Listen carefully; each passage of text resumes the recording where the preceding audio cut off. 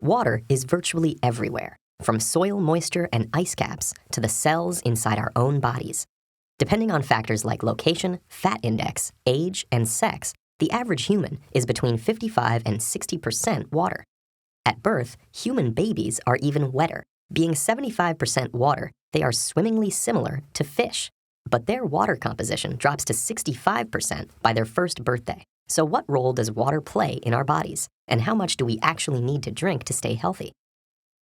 The H2O in our bodies works to cushion and lubricate joints, regulate temperature, and to nourish the brain and spinal cord.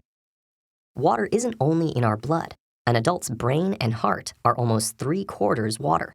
That's roughly equivalent to the amount of moisture in a banana. Lungs are more similar to an apple at 83%, and even seemingly dry human bones are 31% water. If we are essentially made of water and surrounded by water, why do we still need to drink so much?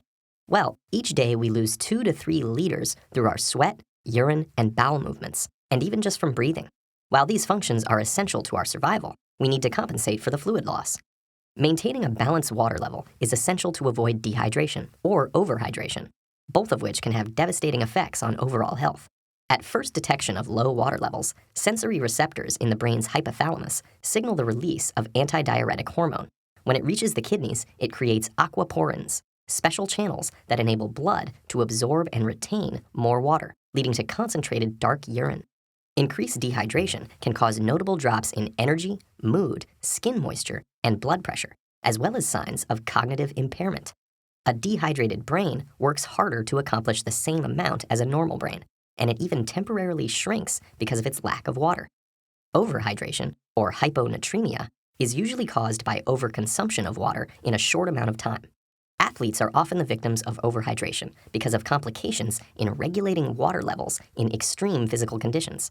Whereas the dehydrated brain amps up the production of antidiuretic hormone, the overhydrated brain slows or even stops releasing it into the blood. Sodium electrolytes in the body become diluted, causing cells to swell. In severe cases, the kidneys can't keep up with the resulting volumes of dilute urine. Water intoxication then occurs, possibly causing headache, vomiting, and in rare instances, seizures or death. But that's a pretty extreme situation. On a normal day-to-day basis, maintaining a well-hydrated system is easy to manage for those of us fortunate enough to have access to clean drinking water. For a long time, conventional wisdom said that we should drink 8 glasses a day. That estimate has since been fine-tuned. Now, the consensus is that the amount of water we need to imbibe depends largely on our weight and environment. The recommended daily intake varies from between 2.5 to 3.7 liters of water for men and about 2 to 2.7 liters for women, a range that is pushed up or down if we are healthy, active, old, or overheating. While water is the healthiest hydrator, other beverages, even those with caffeine like coffee or tea, replenish fluids as well.